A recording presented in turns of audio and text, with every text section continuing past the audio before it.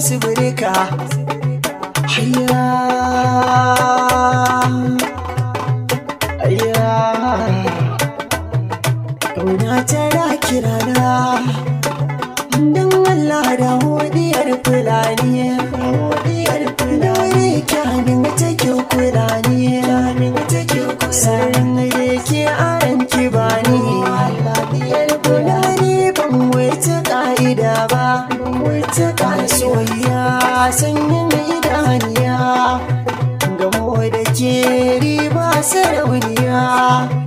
A duniya samun masoyi riba, batun da na yi na san ba za ki ja ba. Jinan miya hada duk da ban zato ba, ashe da ke zan kara rayuwata.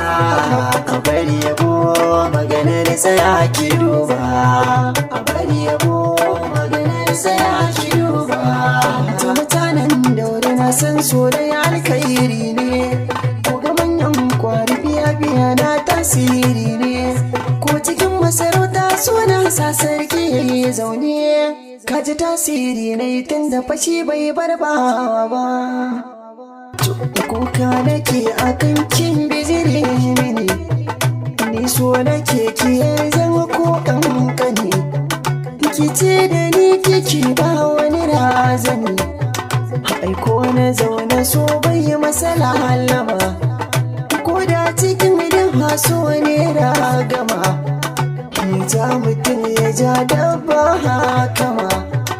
Da babu so mutum ba zai rayu ba, don haka so da ke yi ba zan yake ba.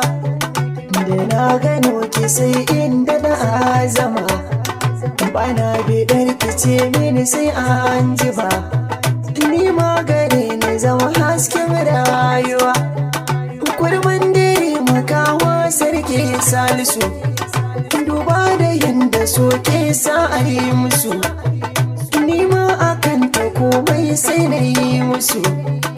Kasan da na riga na ce zan iya, ta ce na shallake kogin maliya, koko ta ce na zagaye duka duniya. Abdullahi Kafinol ya san zan iya, da san ta riga yi min mamaya. Yakin ya ce da ni Hamis ya akai, na ce da yaya Auwal na sha wuya.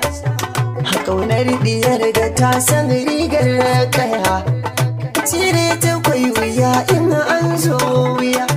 Yarda da ke musaba wannan ne taken lamba, kisan ki ba magana zai ba, tunda ba zai wuce toho ba. Ya riga ya yi min nasarorai, kin ga ba zan yi da wasa ba.